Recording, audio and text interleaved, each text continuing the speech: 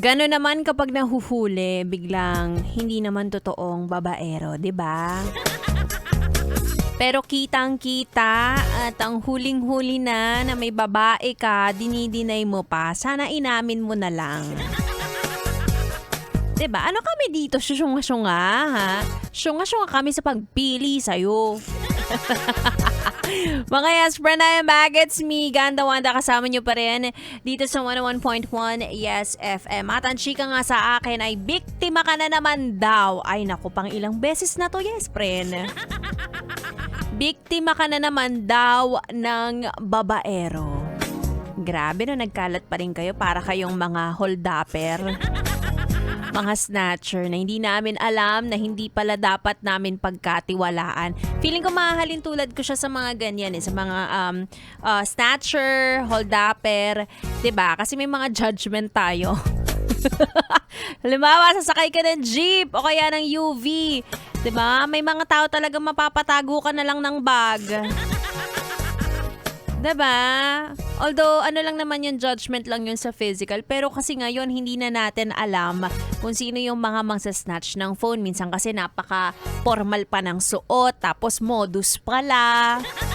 Feeling ko sa mga babaero ganun din, no? Akala mo good boy! Kasi nag-a-update sa'yo 24/7. Pero ay nako, talent niya pala yun.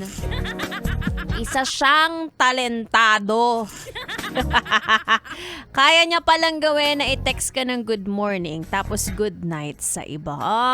Ay, ikaw na. Kala mo may karma yan. Darating ang panahon na matatakot ka na sa sarili mong multo, diba? Huwag ka mag-alala yung mga niloko dyan. Darating din yung taong magpaparealize sa'yo na hindi ka dapat lokohin. Ay, on the way na siya. Huwag ka mag-alala.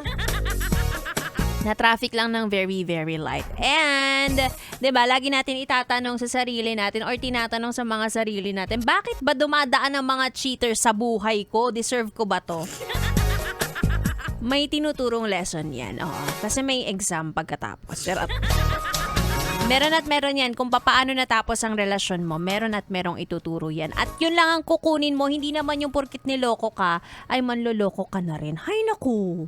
Buti pa si B-Boy, hindi manloloko. Anyway, kasama ko na siya sa aking pagbabalik. Kaya naman, ituloy muna natin ang ating tugtugan dito lang sa 101.1 Yes FM. Solid.